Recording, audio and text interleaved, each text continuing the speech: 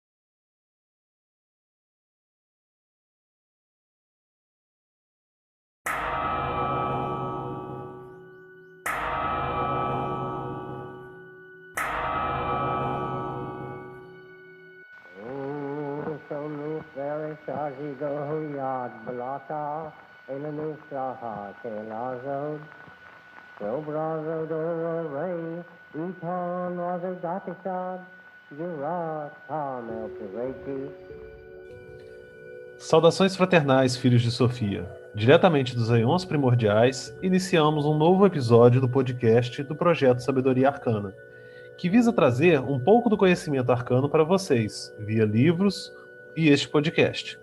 Aproveitamos para convidá-lo a conhecer nosso site www.sabedoriaarcana.com.br, onde vocês irão ter mais informações sobre nossos livros, podcasts e outras coisas mais. No episódio de hoje, conto mais uma vez com a presença do meu querido irmão Adílio Jorge Marques. Oi, Lincoln. Olá a todos os ouvintes, todas as ouvintes. Prazer estar aqui de novo, fazendo mais um bate-papo, né, que é o que a gente faz, uma conversa sobre esse nosso mundo de estudos. E essa vez, né, a gente vai fazer um bate-papo muito especial sobre uma figura que é de suma importância no mundo ocultista, que é o Papus, o Gerard Encausse. O Papus é uma figura importante que a gente escolheu para poder coroar, inclusive, outras gravações que nós já fizemos. Como, por exemplo, a questão do martinismo, por exemplo, do gnosticismo, etc. Ele se torna um representante muito importante de todas essas tradições iniciáticas. Ele se converge nessa figura que se tornou uma figura central do ocultismo, não só na França, mas mundial. Ele, embora ele tenha nascido na Espanha, na cidade de La Coruña, em 1865, o pai era francês e a mãe espanhola. E aí a gente começa hoje, né, falando um pouquinho sobre quem foi essa personalidade importante aí do Papus.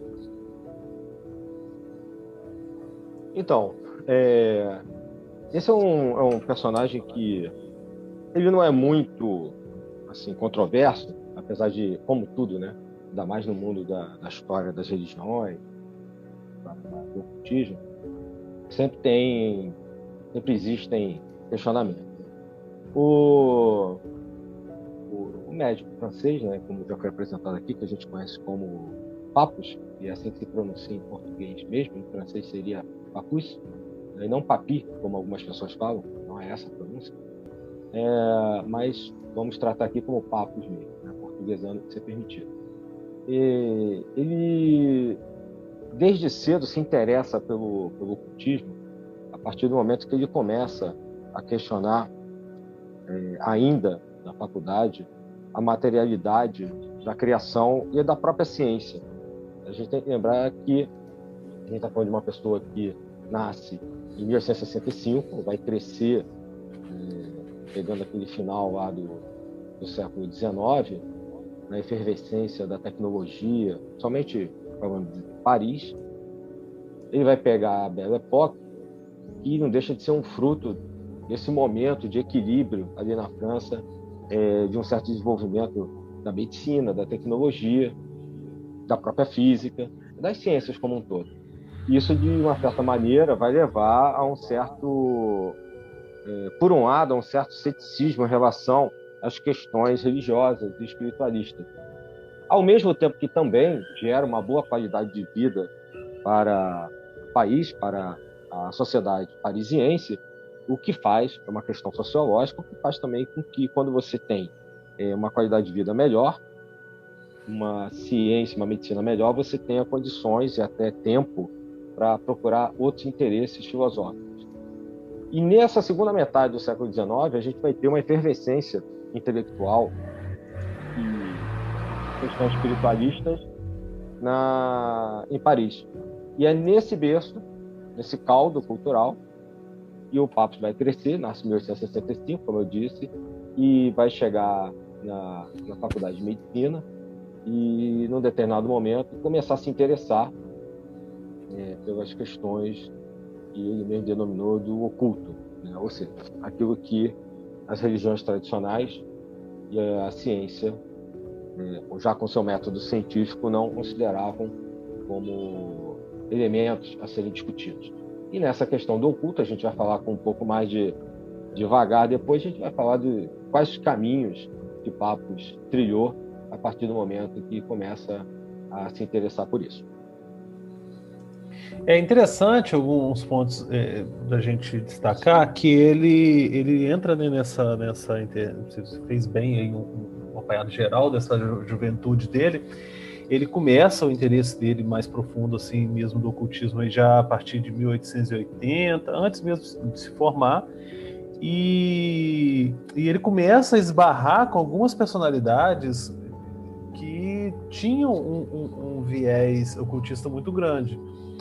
Ele começa, dizem que um dos pontos de interesse que ele se dá a esse ocultismo é graças às obras do Louis Lucas, que era químico, alquimista e hermetista, e também pelas obras do Eliphas Levi, que ele começa a estudar.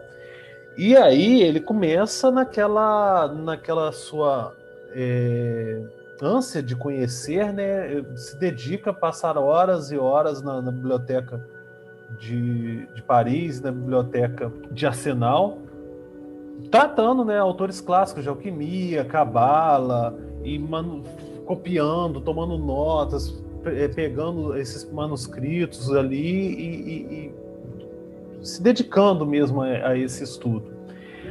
Até que ele começa a ampliar, né, esse círculo de pessoas, e ele é admitido dentro da linhagem que ainda não tinha ordem efetivamente, mas dentro da iniciação martinista, com 17 anos de idade.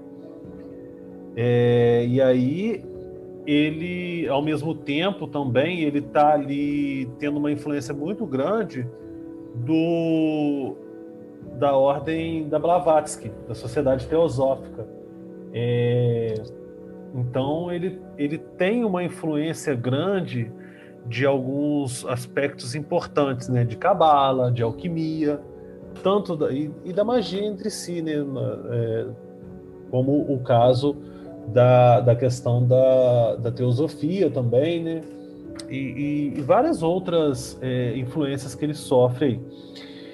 E ainda jovem, ele já publica um livro, né, sobre o ocultismo contemporâneo ali da época dele. E lembrando que a França, nesse período histórico, efetivamente, ela estava passando exatamente por essa revalorização cultural muito grande desses aspectos ocultistas. Talvez, inclusive, como uma resposta à cientificidade exacerbada que havia da própria Belle Époque, né, que se desenvolvia intelectualmente, a tecnologia se avançando a passos largos, mas ao mesmo tempo dando aquela discrepância com aspectos religiosos e típicos, né, da espiritualidade e tudo mais.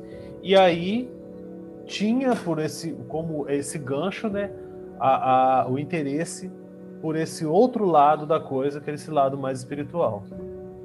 Isso aí que você falou é legal, né? Porque mostra que é um interesse dele como jovem, como a gente estava dizendo antes, né? Ele começa a estudar nas bibliotecas em Paris, às quais ele tinha acesso. E a alquimia é uma dessas ciências, vamos dizer assim, que são importantes, não só na vida dele, mas é importante no surgimento da ciência, da química, etc. Em alguns outros programas a gente já falou sobre isso. E era uma tradição assim muito viva na França. Então ele se interessa por isso e, obviamente, por Kabbalah. E até um aspecto interessante, que em 1887, ele já com 22 anos de idade, ele que escreve o primeiro livro dele, né, o Ocultismo Contemporâneo, Tratado Elementar da Ciência Oculta, que a gente tem aí hoje, né? E já no ano seguinte... O Tratado Elementar de Magia Prática. Né? Isso. Não, tem dois. É o Tratado Elementar de Ciência Oculta. Exatamente. E tem o Tratado Elementar de Magia Prática. Isso. E isso ele escreveu com 22 anos e já no ano seguinte já bombou, não só em Paris, mas em diversos países. E aí ele foi lançado como uma liderança no meio ocultista parisiense.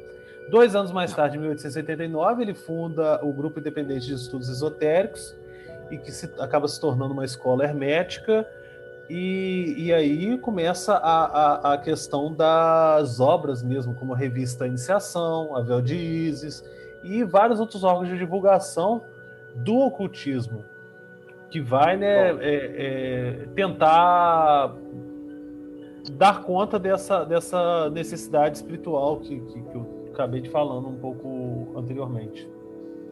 Eu queria complementar ainda, porque a questão você está falando das obras, que vão refletir o que eu estava falando antes da alquimia na Kabbalah, pega um pouco de uma crítica que fazem no ABC do Ocultismo, né, que é uma dessas obras, né, e na magia, o Tratado Elementar de Magia Prática, que é isso que eu queria falar. Ele está tratando de coisas que o Levi já tratou, de uma forma mais simples, etc. O Papa, ele tem o objetivo de ser mais didático. Isso é uma leitura que tem que se ter na cabeça. O Eliphas Levi não necessariamente. É um nome, até o Eliphas, acho que um dia a gente conseguindo fazer um programa sobre ele vai ser legal, mas a gente sabe que a obra do Levi ela tem uma certa densidade. Não são tantas obras como no caso do Papa. O Papa foi conhecido como Balzac do ocultismo porque ele deixou muitos artigos, livros, cadernos, mais de 160 obras, e o objetivo dele era mesmo divulgar, facilitar o acesso. Ele é como se ele estivesse pegando, por exemplo, Levi, e outros da antiguidade, como, por exemplo, o Agripa, né, e botando de uma maneira mais prática, didática, ou talvez mais didática é a palavra correta, né, mais acessível. E era o que eu ia falar. Acessível não só aos seus contemporâneos, mas já pensando no futuro. Então, quando ele usa o nome Tratado Elementar de Magia Prática, né, que é um nome menos contundente, né, do que aquele do Levi para dogma e ritual de alta magia, é porque realmente ele está pegando o início do trabalho. No outro livro, né, o ABC do Ocultismo, que nós comentamos aqui, a mesma coisa. Ele entende que é necessário dar as bases de forma correta e didática e sem pegadinhas, como acontece no caso do Levi, onde algumas coisas estão trocadas ou faltando de propósito. Nós também já comentamos isso em outro programa, de pessoas, isso é conhecido para quem estuda a história da magia, pessoas que pegaram rituais diretamente dos livros do Levi e não deu certo, às vezes deu até errado, tudo de causar problemas. Não é o caso dos trabalhos do Papa. E isso é, em grande parte, devido à formação que ele tem quando ele começa, como você colocou aí, lá no interesse ocultista dele, né? Quando ele considera, né, como um dos seus iniciadores o Marquês de Saint-Yves d'Alveg. Esse é um personagem também interessante, pouco falado. Existe uma obra dele em português que eu acho que está esgotada, que é Santivis Alvédia, a Sinarquia, o Arqueômetro e a Chave do Oriente, da extinta Gnosis, editora Gnosis. Eu acho que ele foi reeditado por outra editora. Pode ser, eu desconheço. Pode ser. Se você souber depois colocar aqui, porque se for até o mesmo livro, eu acho que é o único que tem em português, não tem muita coisa. Foi pela Madras. Madras, né? A Madras tinha lançado o Arqueômetro também. O Arqueômetro. Uma primeira edição que eu tenho muitos senões por causa da tradução, e depois parece que, me parece, eu não conferi, tinha uma outra edição posterior melhorada. E o Santives é importante no mundo místico ocultista francês. E é importante para entender bases conceituais do martinismo, como a questão da sinarquia, por exemplo, né, que não é o caso a gente discutir hoje aqui. E esse é um pensador que influencia né? Óbvio, a gente vai falar eu tenho que mencionar aqui o mestre Philippe de Lyon, que seria uma espécie de influenciador pessoal, assim, talvez menos teórico e mais prático. É um mestre direto dele, né? Discípulo do Ele considera como mestre espiritual dele. Exatamente. É como se o outro fosse uma espécie de iniciador mesmo no assunto, na temática, né? no caminho ocultista. E que, de uma certa maneira, o Santivis Alvédia já herda do Fábio d'Olivet, que é um personagem importante também ali, naquele meio, questões importantes de documentação de iniciações, e o Philippe de Lyon como mestre espiritual. E ele reúne esses documentos e vai estudar também a Kabbalah e etc.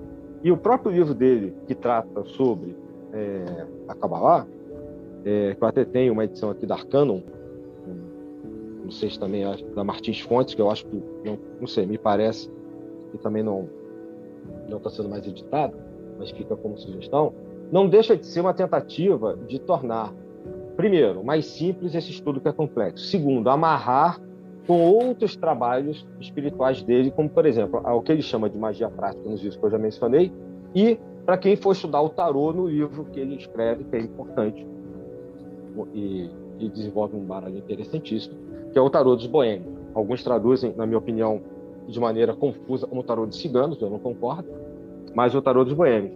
Então, quando ele vai escrevendo os livros, para terminar essa parte do didatismo do papo, ele vai tentando amarrar as temáticas. E são temáticas que ele trabalha nas organizações com as quais ele se desenvolve, se envolve e cria, como no caso da Ordem Martinista, a primeira Ordem Martinista, ou que simplesmente ele tem contato e estuda e sistematiza e tenta colocar de uma maneira um pouco mais fácil, acessível, como você também colocou aí. Então eu queria só fazer essas observações, porque vai um pouco de encontro a críticas que eu já escutei sobre o Papos, que eu basicamente não concordo pelo que eu acabei de explicar aqui, mas é uma opinião minha.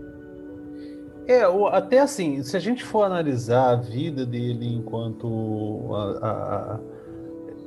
vamos botar assim, a vida material dele, o trabalho dele, etc e tal, a gente pode até fazer um certo paralelo no seguinte, e alguns pontos que eu acho interessante a gente chamar a atenção aí. Primeiro, o nome Papos vem do Noctameron, de Apolônio de Tiana, que ele lê e escolhe, né, o anjo eu não lembro de qual hora exata que é, mas é um dos anjos das horas, do Noctameron. O anjo da medicina, o gênio da medicina. Isso. O anjo da medicina. Porque ele era médico, ele forma médico em 1894, a tese dele é Anatomia Filosófica e suas divisões, e o interessante é que ele também ele foi muito elogiado no meio acadêmico, e ele faz meio que uma versão moderna do Paracelso, viajando por vários países da Europa, estudando medicina, não só a medicina oficial, mas aqueles métodos e procedimentos médicos que não eram tradicionais e desconhecidos, como, por exemplo, a alopatia, a homeopatia, a hipnose, e inclusive até ele adota o mestre Felipe enquanto o seu mestre espiritual, porque o mestre Felipe tinha em Lyon um centro de atendimento que fazia curas milagrosas ao toque. Por isso que ele era o taumaturgo, né? Exatamente. Ele tinha essa alcunha. a alcunha dele de taumaturgo do povo era por conta disso.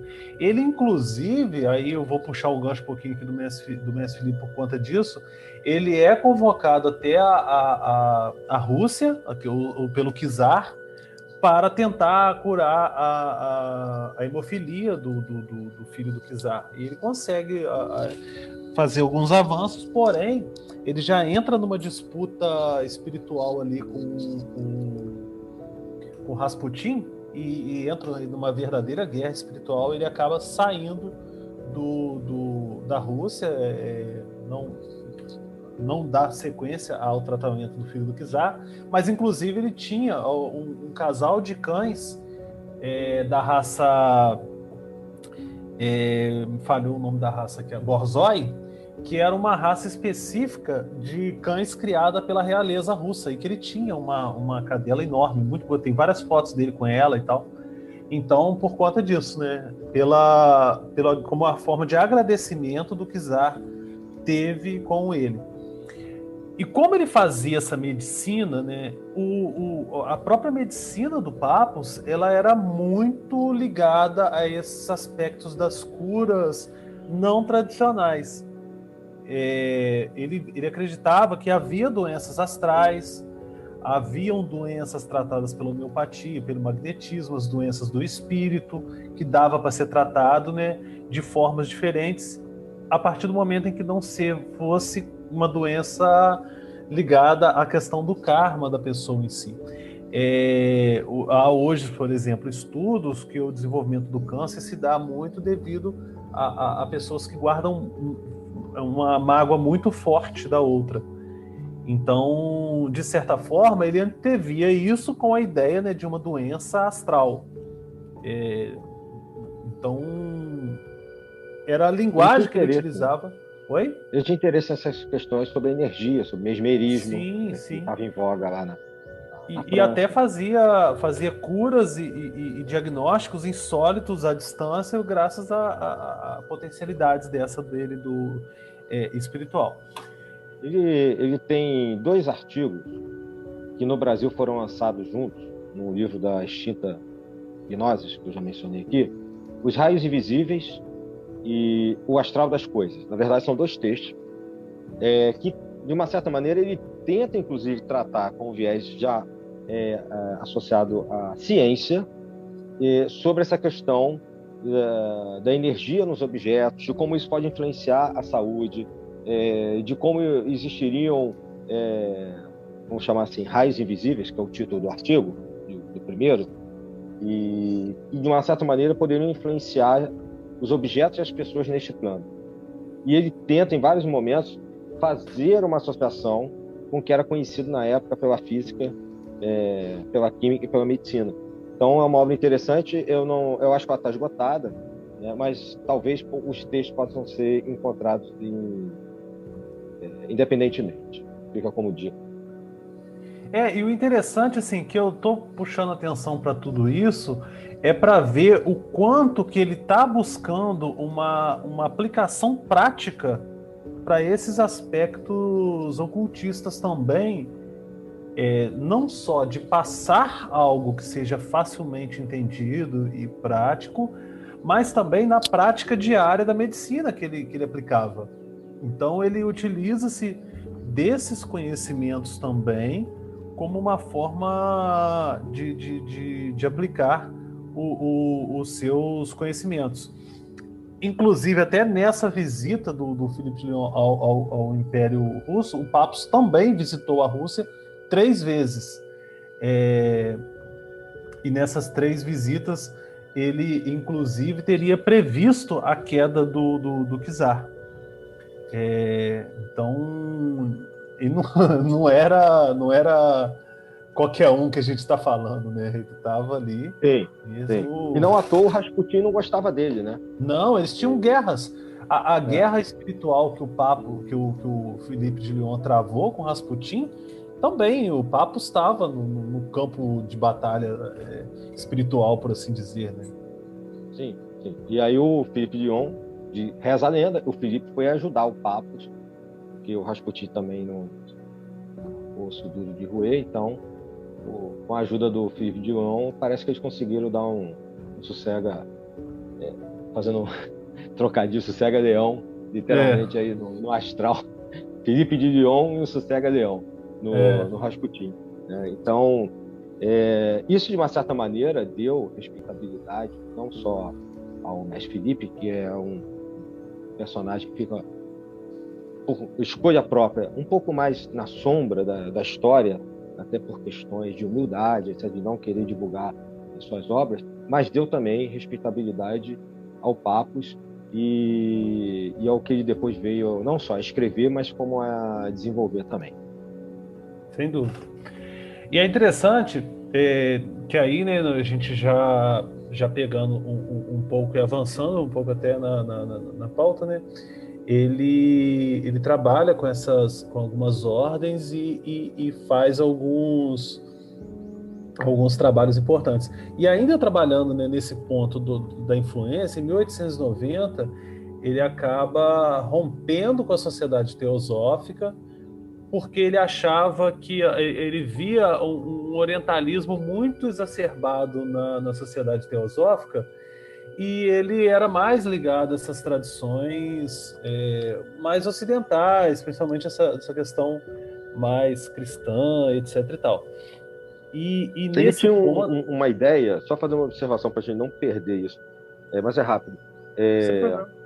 Esse movimento que você está falando aí é um movimento que vai desembocar em várias tradições importantes, como a Ordem Martinista que ele funda, né, que está aí até hoje, e, por exemplo, a Godendal, que é uma espécie de fundação, de marcar o ponto do ocultismo, do esoterismo ocidental em relação ao orientalismo vigente nessa época. Fosse pelas questões egípcias, fossem elas pelas questões hindus, chinesas, etc. Então, claro que as questões comerciais foram, de uma certa maneira, já unindo Oriente e Ocidente, e essa influência chegava em países que estavam despontando nisso, como a França, né? Sempre teve ligado ao misticismo, estava nesse pico aí do século XVIII. Então, eles marcam uma bandeira. Nós temos um trabalho espiritual que é tão importante quanto o oriental. Então, o que está por trás dessa sua fala é um pouco disso, como se fosse demarcar um terreno. Sem dúvida, é aquela coisa assim, de ele querer algo, né, ligado, enraizado num pensamento esotérico cristão. E isso não exclui o outro lado da coisa. Tanto que a maior parte dos fundadores, dos dirigentes e dos membros ali das ordens que eles estão trabalhando eram membros também de outras fraternidades, como a Fraternidade Hermética de Luxor. Mas, ainda assim, ele quer algo enraizado nesse esoterismo cristão, efetivamente. Então, esse aspecto é interessante. E aí, ele está trabalhando, né? E a gente, quem aprofundar no estudo dentro do martinismo, etc., vai perceber o quanto de influência alquímica, por exemplo, tem dentro disso. Influências também, né, de toda essa vivência que ele estava passando. Sem dúvida.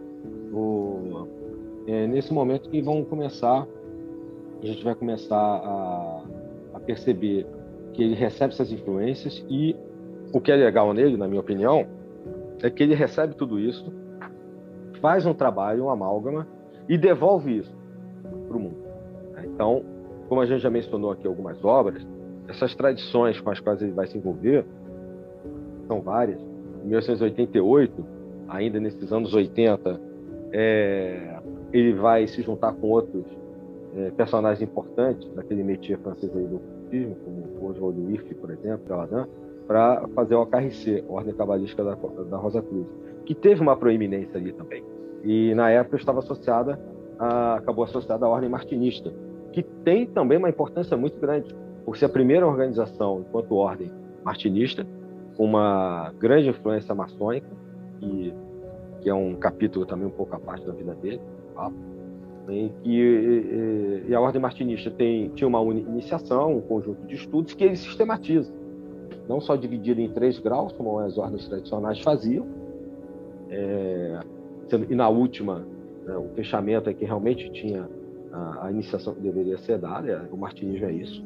E, de uma certa maneira, a maçonaria tradicional é a mesma coisa, no 3º grau, né, quando você atinge um determinado, entre aspas, mestrado. Né? E essas organizações todas, não só as que deram influência a ele, como você falou aí da Sociedade Teosófica, mas as que ele funda, vão ser a base daquilo que a gente vai viver no século XX, que foi o solo fértil para o que a gente tem até hoje, no século XXI. Então, o que a gente conhece de martinismo, o Mensch Mizraim, ele consegue ter uma certa entrada na maçonaria, ele tem uma certa dificuldade para entrar na maçonaria, até por ele ser muito questionado na época pelos tipos de trabalho que ele fazia, e que no final das contas não eram trabalhos diferentes de vários outros nomes que a gente já citou aqui hoje, né? Mas pelo momento, inclusive político, da maçonaria ali no final do século XIX, mesmo Jair tem uma certa visibilidade também com papos, e isso, de uma certa maneira, vai depois refletir, acho que você vai também colocar aí, né, o famoso encontro de 1908, o encontro internacional. Sem dúvida. E até interessante para a gente até conseguir enumerar melhor historicamente, essas passagens da vida dele.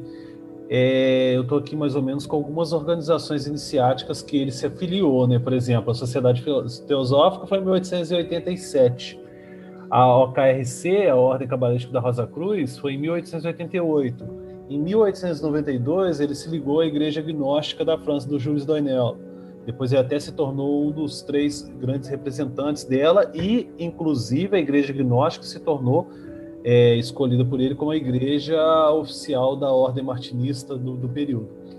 Em 1895, ele entrou na Golden Dawn, no rito de Swedenborg, na franco-maçonaria, em 1901, e chegou até a grande mestre do rito, e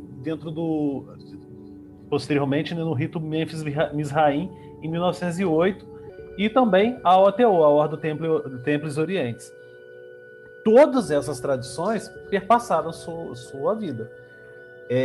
Ao mesmo tempo que ele também funda algumas organizações de pesquisa e estudos, como o que eu falei, o Grupo Independente de Estudos Esotéricos foi um, e depois a Faculdade Livre de Ciências Herméticas. Posteriormente, nós tivemos aí vários representantes e temas tratados dentro dela, como cabala, alquimia, tarô, filosofia hermética, história da filosofia hermética, e tinham vários pessoas ali, professores ligados a ela, como o próprio Papos, o Cedi, o Victor Emílio Michelet, o Chambozo e vários outros que eram professores. E dentro da seção de alquimia, posteriormente, originou-se a Sociedade Alquímica da França.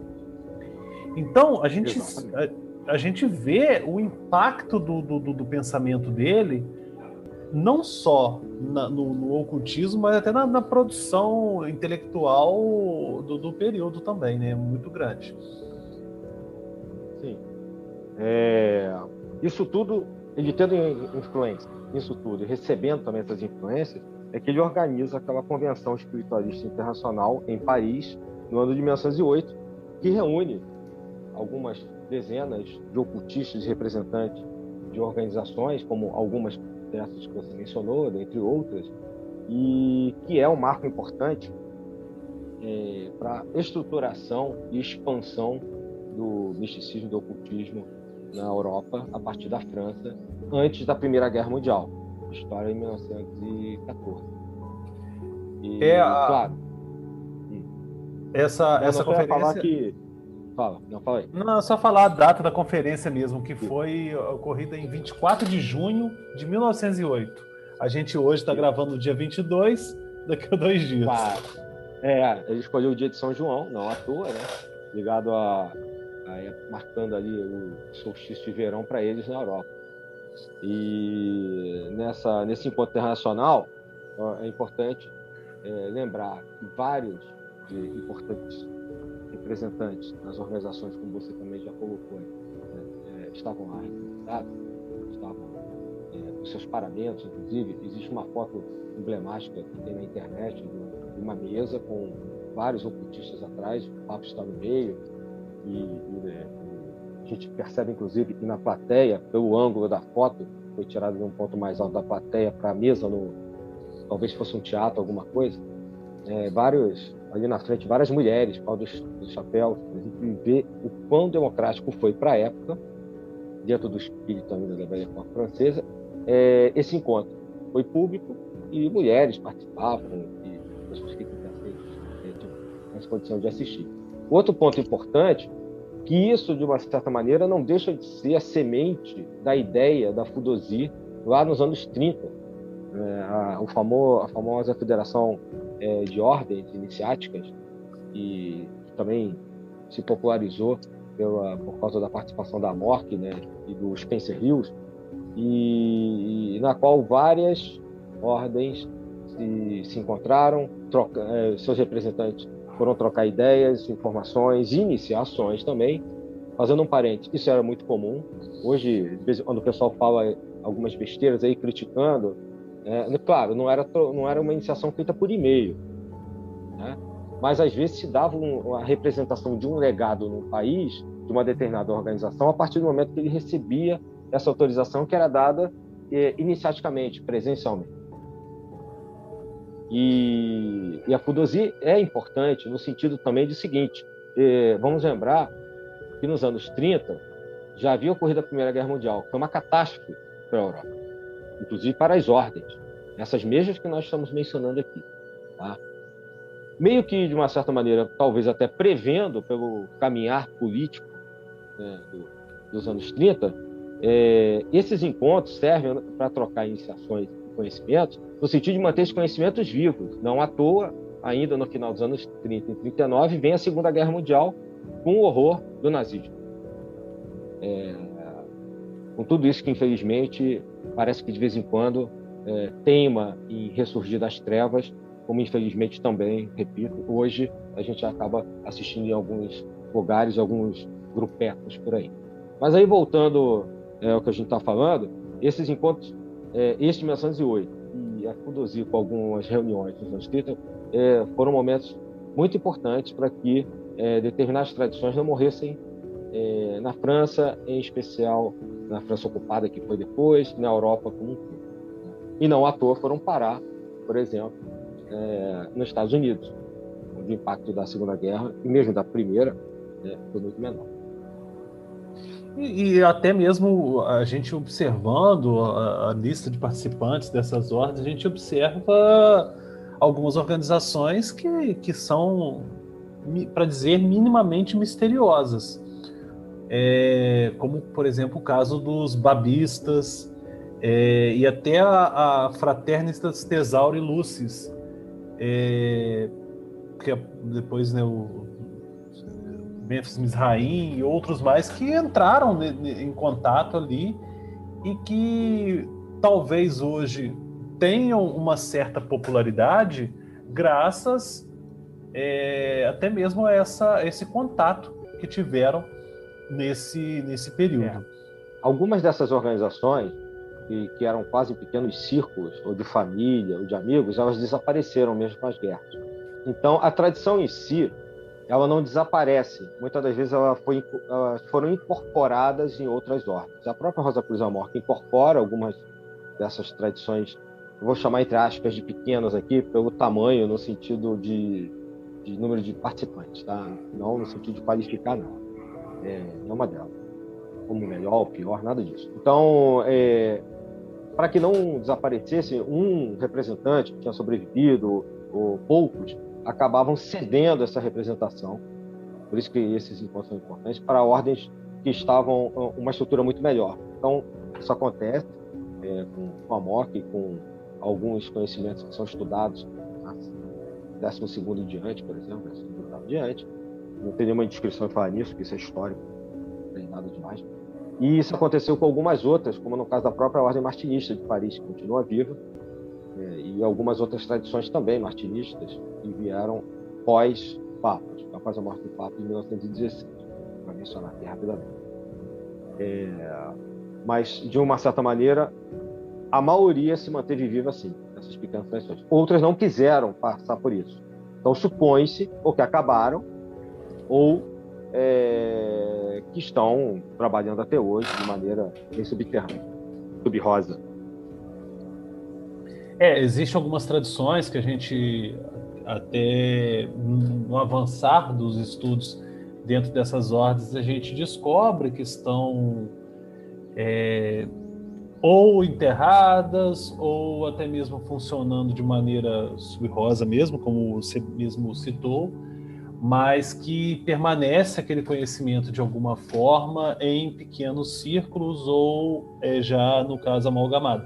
Inclusive, você citando isso, é interessante notar porque na linhagem sucessória da iniciação martinista vinda, advinda lá do São Martin até o Papos, tem aquele ponto de interrogação ali que, inclusive, defende-se a ideia de que teria sido passado numa tentativa, inclusive para ele, ele recebe essa iniciação martinista muito jovem, o Papos, numa tentativa de manter viva essa linhagem, esse conhecimento, que até então foi uma tentativa de manter, viva a chama do iniciática, que foi o caso da iniciação martinista. Ele recebe com 17 anos de idade por conta disso também, porque segundo essa linhagem, de iniciação, foi de acordo com a palavra do próprio Papos, antes dele morrer, ele diz que ele recebe a iniciação do Delage, que queria transmitir a outra semente que lhe havia sido confiada e da qual não podia colher nenhum fruto. E é um pobre legado constituído de 2 letras e alguns pontos, resumo dessa doutrina de iniciação e da trindade que havia iluminado todas as obras do Delage. Às vezes, questões mais variadas, numa época de comunicação infinitamente mais difícil que hoje, a pessoa não, sei lá, doente ou não tem para quem passar, transmite de maneira simbólica para um jovem a iniciação, e se esse jovem depois ele tiver interesse em desenvolver aquilo, ele vai buscar e o mestre sempre aparece ao buscador, como já disse o ditado. Então, certamente se confia que ele vai encontrar alguém, foi o caso do Augustin Chabouzot, Papos encontra anos depois, e esse alguém vai ajudá-lo a esclarecer essa iniciação, que é simples mesmo. Grandes iniciações são simples, então não precisa de grandes templos e grandes coisas. São Martin já falava isso. E ele vai desenvolver, vai acabar não só reconhecendo esse contato iniciático, mas também o contexto teórico que está por trás, que é o que o Chabouzot faz quando eles se encontram.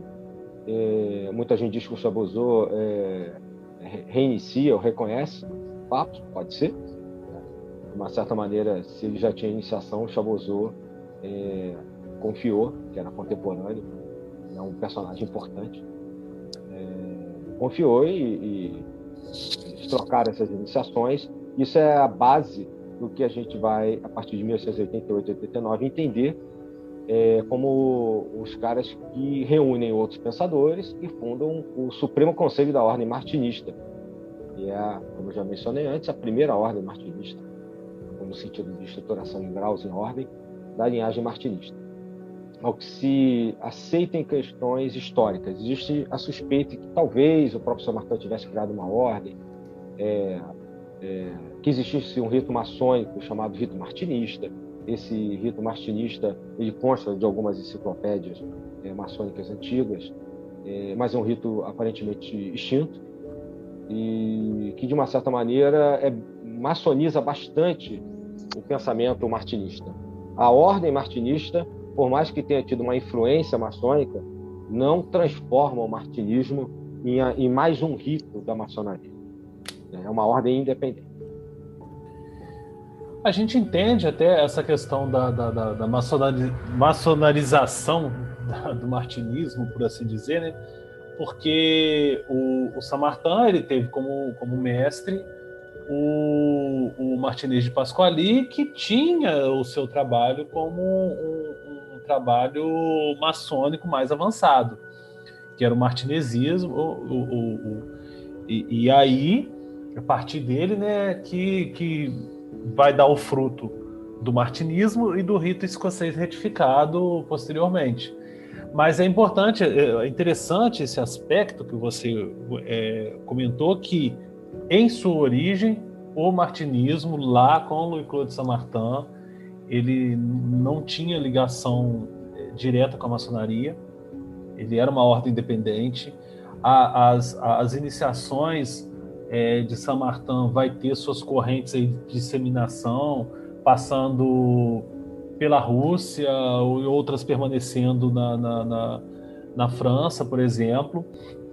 E dessa sequência iniciática, quando chega, né, no Papus e no Chambozot, eles reorganizam essa iniciação para que não fosse dada assim de bate-pronto e que pudesse dar condições daquela pessoa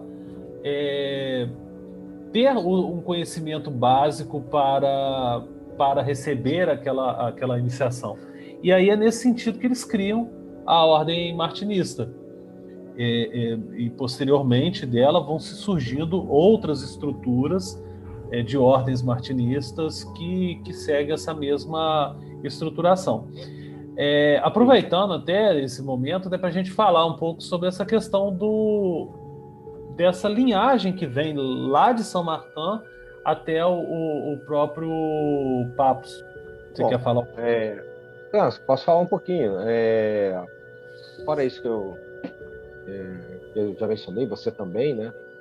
O que se aceita mais comumente, claro, como a gente está falando de ciências exatas, sempre vai ter um pensamento diferente, existem questionamentos, alguns com fundamento, outros totalmente devaneios, né?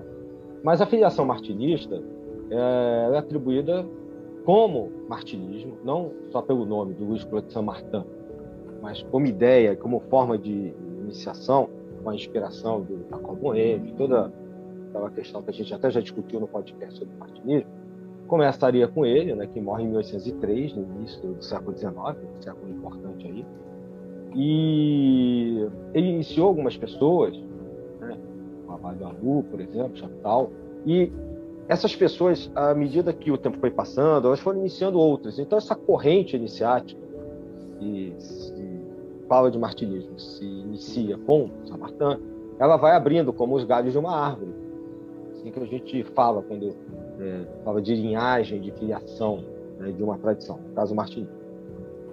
Por um lado, ela seguiu de uma maneira bem conhecida até chegar no Chambozot, e por outra, a partir de Chaptal ou Delage, até chegar no Papus, quando ele era jovem, e depois, quando os dois se conhecem, como eu mencionei antes, eles se reconhecem como martinistas e, de uma certa maneira, estruturam. Por que estruturam em 3 graus? É uma estrutura, essa estrutura em 3 graus ela é meio universal no ocultismo ocidental. É uma estrutura que deu certo. A maçonaria implanta isso. Ela é a grande influenciadora de um conhecimento que acaba sendo escalonado, 1º grau, 2º grau, 3º.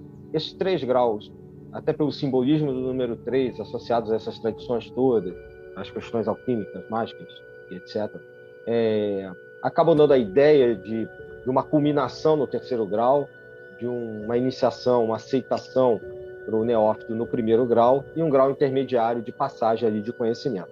E é exatamente o que você disse, ele pega essa ideia que deu certo, né, somente na maçonaria do início de 1717 para cá, início do 18, é uma estrutura que acaba proliferando, vários ritos surgem, né, alguns que não sabem quase nada, né, o tal do rito martinista e outros, outros mais conhecidos, como a gente já mencionou aqui. A gente tem um podcast também falando da maçonaria, para quem quiser ouvir. E é uma estrutura, e ficou claro que deu certo. Ao longo de 2 séculos, aí, ou quase isso, né? Ele aproveita isso, e ao invés de sair dando a iniciação diretamente para uma pessoa que o procurava, ele escalonou no primeiro grau a recepção da pessoa, na ordem martinista, o neófito, uma estrutura de conhecimento era ali passada, um segundo grau onde esse conhecimento era aprofundado, e aí é importante também lembrar que ele estrutura esse conhecimento, um conhecimento que era de boca ouvido, dado de cabeça pelas pessoas, não que isso fosse ruim, mas não havia uma estruturação. Nessas linhagens, tinham pessoas que não recebiam quase nada, além dos sinais da iniciação, como aconteceu com ele mesmo, e outras pessoas que recebiam alguns documentos e textos para se aprofundar teoricamente naquilo. Lembrando que o martinismo, como ele propõe, até chegar mesmo no último grau, do superior incógnito, que é realmente a iniciação, como eu já tinha também mencionado antes, é uma tradição mística.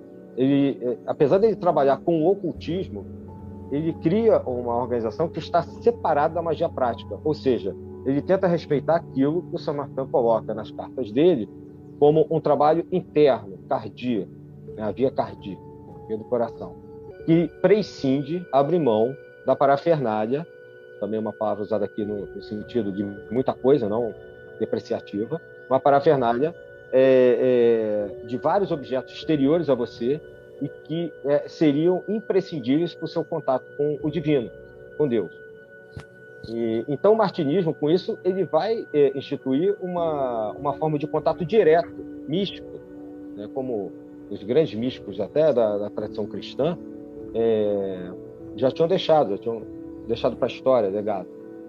Então, ele organiza isso, Papos, no momento, como a gente já colocou, aquele caldo científico e cultural do final do século XIX, e as pessoas são aceitas ali, como já eram, passaram a ser também na Golendal, na maçonaria e outras organizações.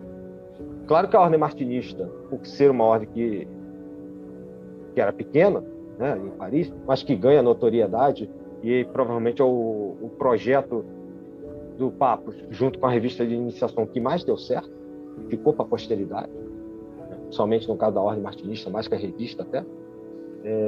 É claro que isso inspira outras pequenas organizações, né?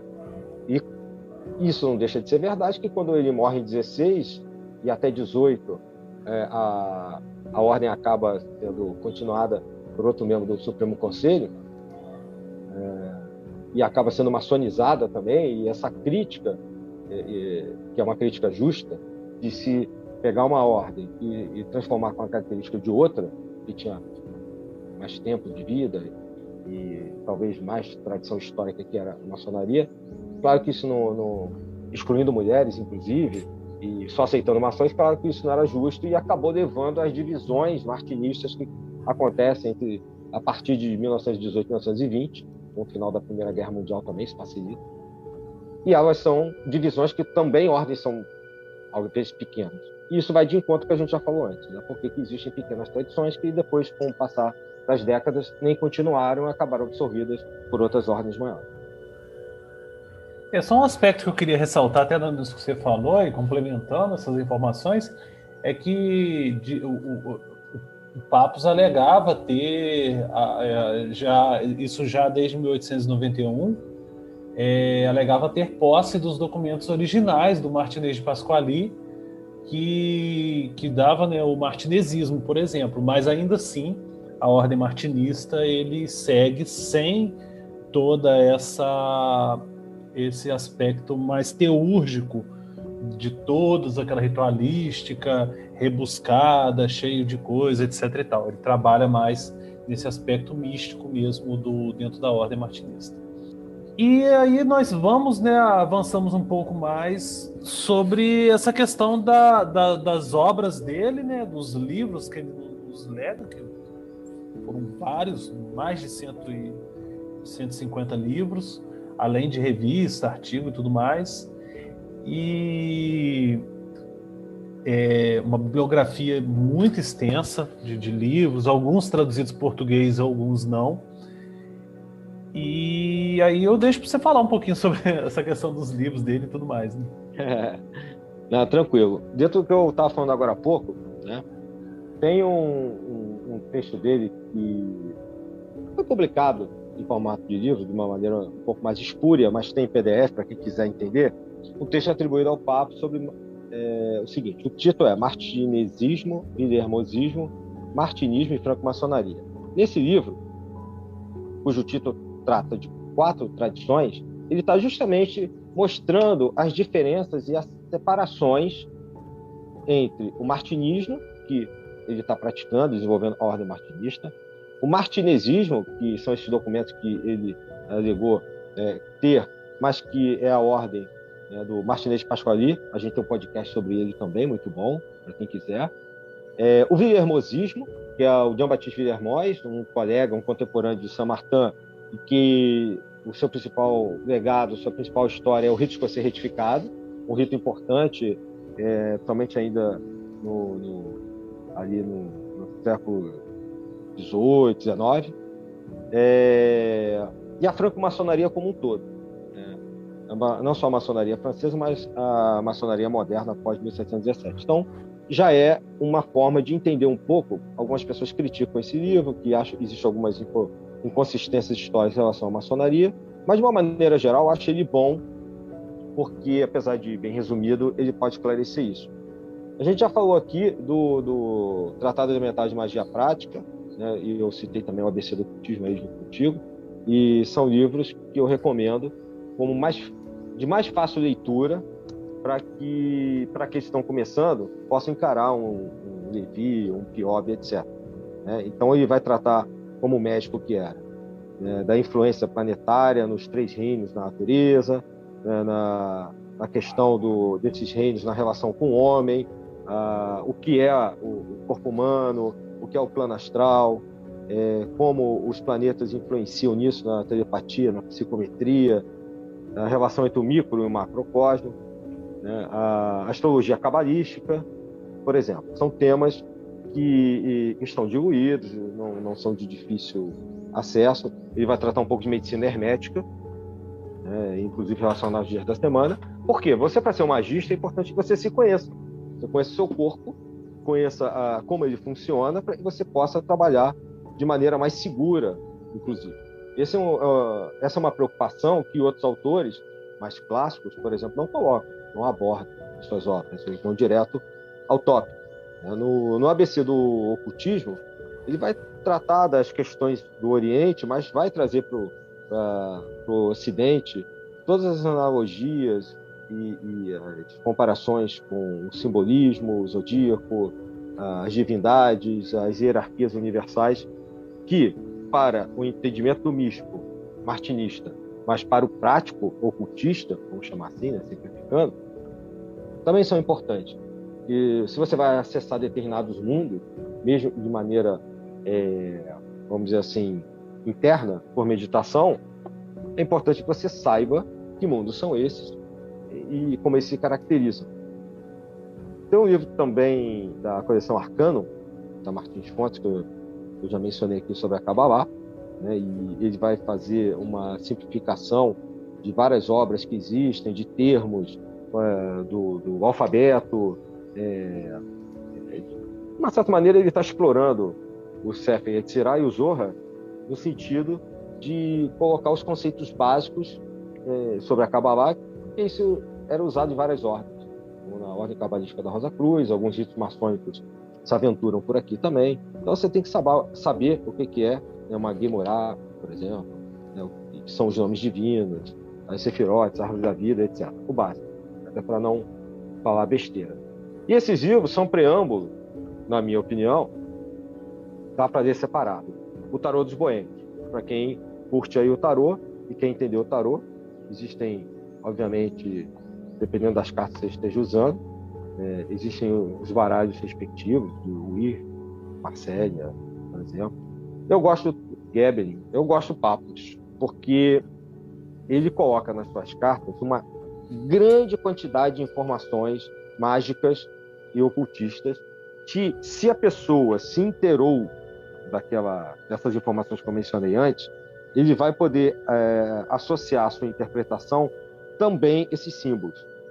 Então, ele coloca números, ele coloca símbolos de divindades, ele coloca letras hebraicas, planetas, tudo isso numa mesma carta. Signos.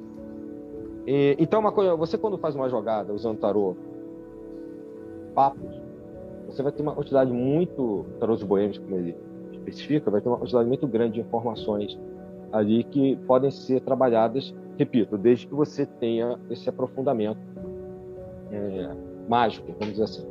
Então, não vou falar de todos aqui, vou mencionar só alguns, esses são acessíveis, estando em sebo ou não, né?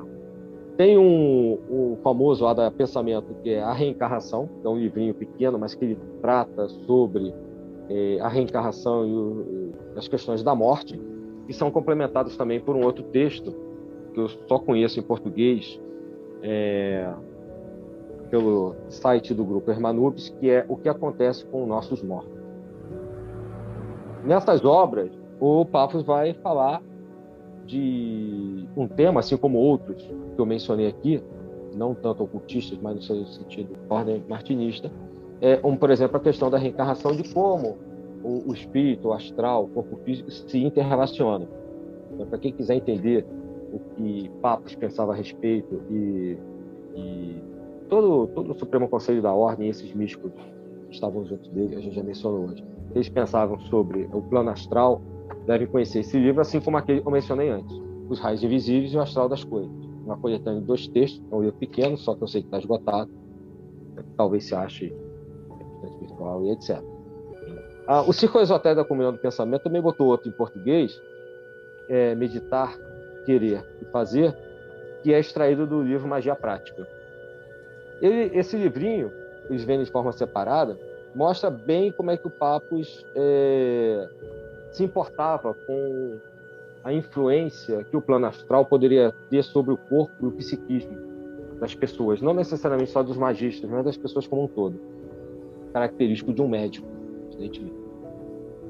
Eu tenho um outro aqui, só para finalizar, que é um dos clássicos que existem sobre ele, sobre a vida dele, que eu saiba não tem no Brasil, do Jean-Pierre Bayard. Talvez, eu só conheço em francês, talvez tenha em inglês, não sei. E traduzindo é o Paphos, ocultista, esoterista ou mago? Uma pergunta. E é um livro um pouquinho grande, mas que faz um compêndio de várias coisas que ele escreveu, inclusive sobre quiromancia, por exemplo. Existe alguma coisa em português sobre isso, os estratos astrais do universo e tudo. E fala um pouquinho disso tudo que a gente está colocando aqui sobre a vida e a obra desse grande personagem chamado Paphos. Ele, inclusive, tinha alguns livros, né, trabalhando sobre esses aspectos divinatórios. A SCA, o site da Sociedade das Ciências Antigas, tem também disponível lá alguns livros em PDF, além de outros que foram editados e publicados aí no Brasil. Mas os PDFs dele tem alguns interessantes, como, por exemplo, a Pedra Filosofal, Provas Irrefutáveis da Sua Existência, o próprio livro, né, que você falou da reencarnação. Tem um outro que é o Como Está Constituído o Ser Humano, Iniciação Astrológica. Tem um que ele faz uma biografia do Martinez de Pasquali, sua vida, suas práticas mágicas e sua obra, seus discípulos também, no caso, além do martinezismo, ilermosismo e martinismo. Tem um texto da Meditações sobre o Pater, um outro também chamado Plano Astral, o estado da desordem e evolução póstuma do ser humano, o que ocorre com os nossos mortos, que você citou. Os discípulos da ciência oculta, falando do Fábio de Oliveira e do Santos Alveire, e além do Sefer Yetzirah, o livro cabalístico da criação. Esses são alguns títulos que tem no site da SCA, e outros que você facilmente também pode encontrar, como no caso do Hermanubis, e dentre outros aí, né, vários que a gente pode citar. E para finalizar, a gente vai falar um pouquinho sobre a questão do fim da vida dele, né? Ele, como ele era médico, ele vai trabalhar nas linhas de batalha da Primeira Guerra Mundial, onde ele acaba falecendo, não por conta da guerra em si. Ele foi major médico na guerra e acabou falecendo de tuberculose contraída nas linhas de batalha da Primeira Guerra Mundial. Vou deixar pode complementar alguma coisa, se tem mais alguma coisa para dizer. Né? O que acontece? Para a gente encaminhar assim, para o final da vida dele, já ficou claro, acho que ao longo de tudo que a gente falou aqui, da quantidade de obras, né, físicas, não físicas, escritas, pensadas pelo Papa. De uma certa maneira, a gente tenta com isso resgatar não só a memória dele, mas também o interesse pelas obras. E ele, como um grande humanista que era, isso fica claro nessas mesmas obras, das quais a gente mencionou um pequeno extrato aqui, uma pequena quantidade, ele acaba se engajando na Primeira Guerra Mundial. A Primeira Guerra Mundial, a gente já falou em outros programas, tem todo o impacto nesse mundo místico esotérico da Europa, e é nesse mundo, nesse métier, que o Brasil, a América do Sul, vai beber. Né? Tanto que ele começa a emitir, enquanto responsável pela Ordem Martinista, várias cartas de delegação para pessoas no Egito, representando não só a Ordem Martinista, lá no Egito, na Europa, na Rússia, no Brasil, na América do Sul, na Argentina, mas também de outras organizações com as quais ele tinha, digamos assim, uma parceria, como a Ordem do Lírio e da Águia, por exemplo. Né? Só que a Primeira Guerra Mundial, ela destrói esses laços. Pessoas desaparecem, morrem. Os esforços de guerra são esforços em todo sentido, não só dinheiro. Né? As preocupações se voltam, como aconteceu também na Segunda Guerra Mundial, para a solução de um problema que tomou uma dimensão que nem ele, obviamente, Papa, nem ninguém, apesar de que existem indícios de que se sabia no mundo ocultista que algo muito ruim estava por vir. Se você for estudar textos anteriores a 1914 de vários desses caras aí, mas tomou uma dimensão que talvez, quando caia na realidade, ninguém tenha, mais ou menos o que aconteceu com a pandemia. Né? Talvez ninguém pudesse imaginar que no início de 2020 que nós fosse chegar no ponto absurdo, e chegamos hoje, inclusive, em termos de Brasil. Então, fazendo uma pequena correlação para as pessoas entenderem. Ele se engaja no esforço de guerra, ele é um médico, ele vai trabalhar, e em 1916, alguns atribuem uma tuberculose, outros que ele teria sido contaminado pelos gases, produtos químicos jogados pelos alemães nos campos de batalha, e isso teria corroído, deteriorado os pulmões dele. Ele acaba subitamente falecendo e deixando um legado que há também uma outra controvérsia, até que ponto ele esperava aquilo e tinha deixado pessoas preparadas para seguir. O que eu não culpo, porque é muito difícil você deixar pessoas preparadas para seguir qualquer trabalho, por menor que seja. Não à toa, a gente falou antes, que várias organizações já desapareceram.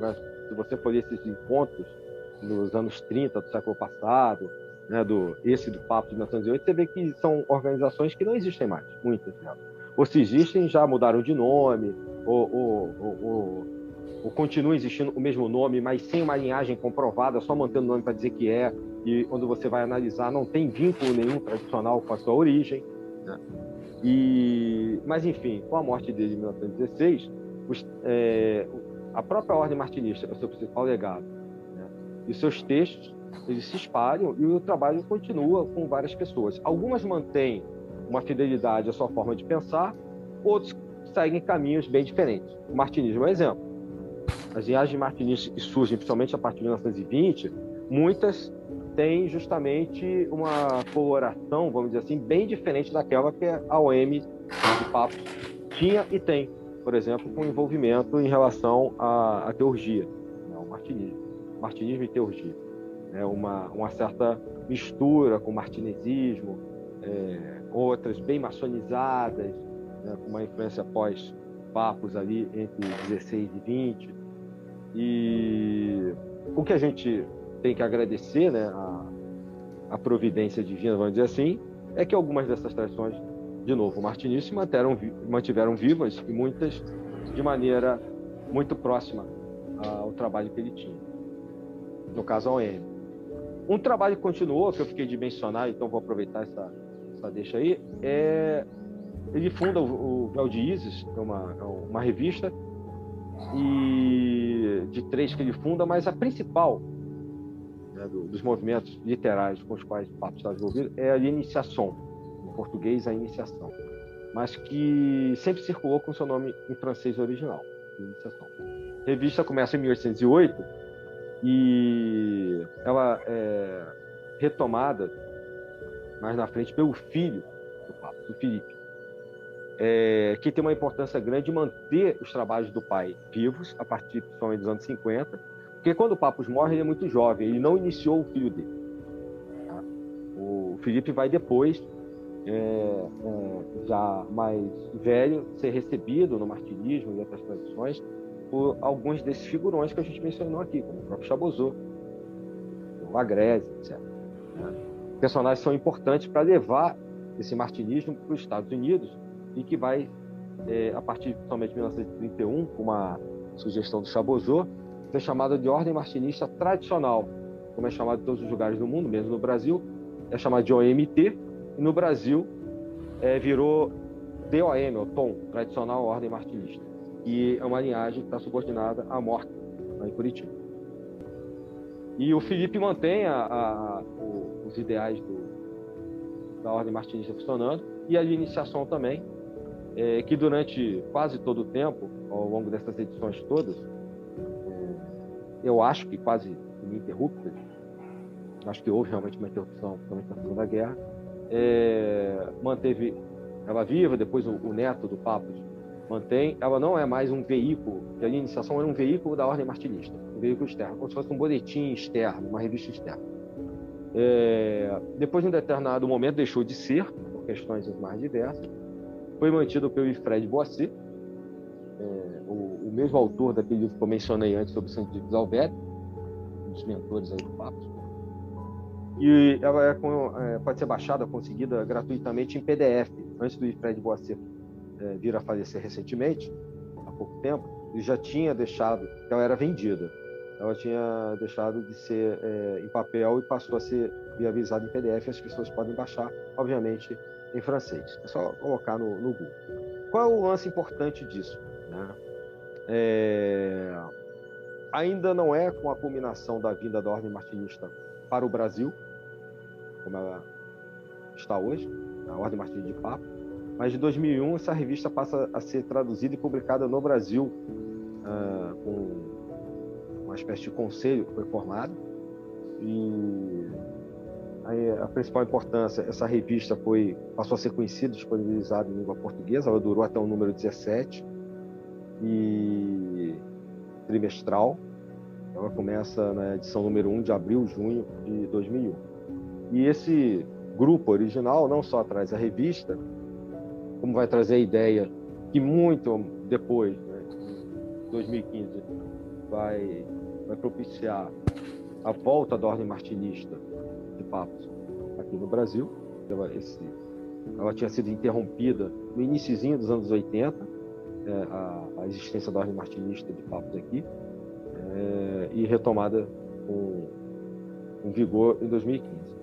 E a revista durou até o ano de 2017, mas uma outra ideia surge daí, que não é muito o escopo do programa hoje, que é a proposta de se trazer para o Brasil, de maneira regular, o risco a ser retificado, algo que em 2012 se concretiza. Então, esse movimento de 2001, que reuniu movimentos martinistas, maçônicos, literários, etc., inclusive com o lançamento desse livro de Santo Dives Alvério, pela Extinta Gnose, e o outro do Papa que eu mencionei, pela Extinta Gnose, por isso que eu mencionei esse livro, para chegar nesse ponto agora, foi um movimento lá no início, no primeiro ano do milênio, ali, do século, e que frutificou, como a gente vê hoje por aí. Vai passar a bola para o Lincoln, que eu já falei muito. Não, mas é sempre bom a gente ouvir.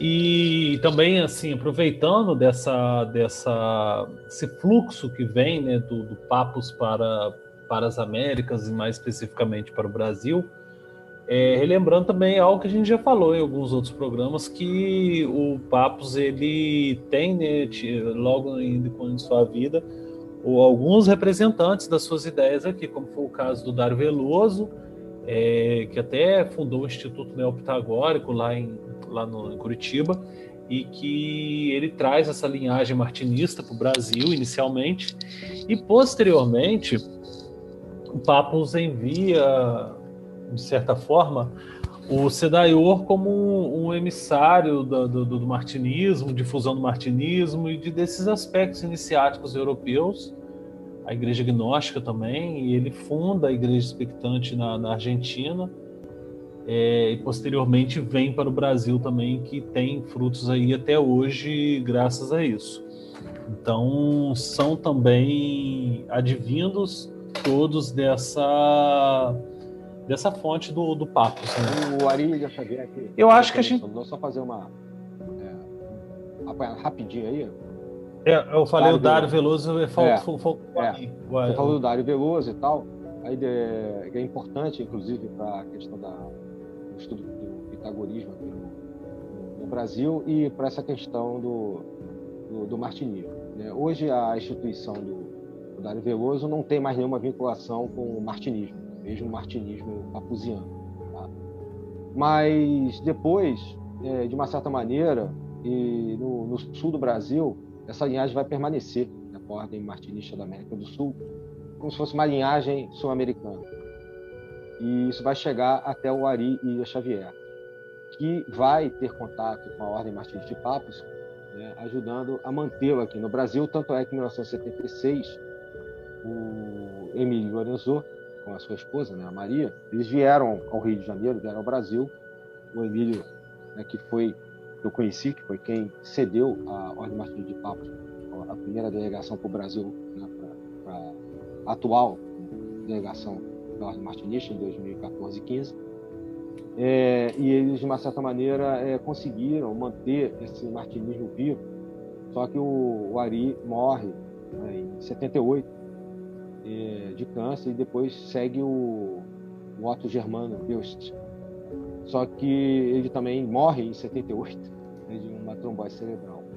E, de uma certa maneira, isso tudo acontecendo lá no sul do Brasil, em Santa Maria, no Rio Grande do Sul, e ainda tenta se manter a OM viva lá, a sequência da Ordem de Papos, até o início dos anos 80, quando se perde o contato com Paris. E é por isso que só depois o Emílio Lorenzo, que ficou grão-mestre, né, na Ordem de 79 até 2017, não tenho memória, 18, à frente da OM, a gente chama OM, né, OM de Papos, alguns chamam OM de Paris. E aí chega no momento atual. Então eu queria só fazer essa ponte, porque o martinismo no Brasil descende dessas cartas, né, dessas linhagens que você mencionou lá com o Papa, né, e de uma certa maneira todo o martinismo a gente tem ainda vivo, com as mesmas características. Existe também muito na Argentina, no Chile, no Paraguai também, esse martinismo que é aquele que o Papos pensou e fundou. Exatamente, é importante ressaltar isso, porque é como se fosse a sucessão direta do pensamento e da ordem, né, fundada pelo Papos. Exatamente. E assim, acho que a gente conseguiu, né, dar conta aí de falar um pouquinho, introduzir aí o pensamento de Papos aos nossos ouvintes, para despertar um pouco mais o interesse dessa figura histórica que é de suma importância para o ocultismo moderno e que nem todo mundo tem a real dimensão da importância da sua obra e da sua influência, né, no ocultismo aí moderno. E aí eu passo a palavra para você fazer suas considerações finais. Beleza. Então é isso. Eu já falei bastante hoje. Assim, o que eu queria ressaltar é aquilo que a gente se propôs a fazer, né? Falar um pouquinho. A gente não fala um pouquinho de Papos. A gente nunca quer encerrar o assunto. Vamos relembrar que a gente sempre fala, né, desde que o projeto da sabedoria arcana se iniciou, né? Então, quando esse episódio aqui for ao ar, o Projeto Sabedoria Arcana vai estar completando 5 anos de existência e mais ou menos 3 anos de podcast. Está gravando com uma certa antecedência. Então, tanto no projeto como um todo, né, site, livros, etc., quanto no podcast, nosso objetivo não é esgotar assunto nenhum, é apenas chamar a atenção para aqueles que estão interessados, fazer conhecer temas, aqueles que ouviram pouco ou nada ouviram sobre determinados assuntos, e divulgar aquilo que a gente acha válido, que acha que possa ser de utilização positiva do caminho da luz para os místicos e ocultistas, sejam eles jovens ou não, atuando aqui no Brasil e no mundo, porque o nosso podcast é ouvido também fora do Brasil. Então, o Papos é um personagem que está dentro desse escopo, né? E, claro, sem dúvida, a gente já era até para ter gravado há mais tempo, e questões as mais diversas acabou acontecendo agora. E fica o convite, né? Tem muita coisa dele, e mesmo não estando em papel, pode ser achado. Uma tradição aqui, outra melhor, outra piorzinha, mas acessível. Em sites, como já foram mencionados aqui, em republicações, em sebos, em livros que estão sendo ainda editados. Então, o nosso objetivo, acho que foi, de uma certa maneira, alcançado, de exaltar um pouco da memória desse personagem. Se chamava memória antigamente quando a gente fazia um discurso em homenagem a alguém. Então, de uma certa maneira, o podcast hoje foi um pouco de um discurso em homenagem ao Papos. Então, espero que todos possam gostar e aprender aí um pouco. Aprender um pouco da obra desse grande magista do século passado, né, que morreu no século passado, mas que começou sua obra importante no século XIX. O Papos, ele de certa forma, ele já é uma figura cativa na minha vida, né? Porque, como eu já ressaltei outras vezes, eu já tive desde a adolescência, da infância, tive contato com alguns veículos de divulgação da Igreja Expectante, e sempre vinha alguma coisa ou outra de textos dele e a figura dele, etc. e tal. Então, de certa forma, hoje render uma homenagem justa a uma figura histórica do ocultismo que teve uma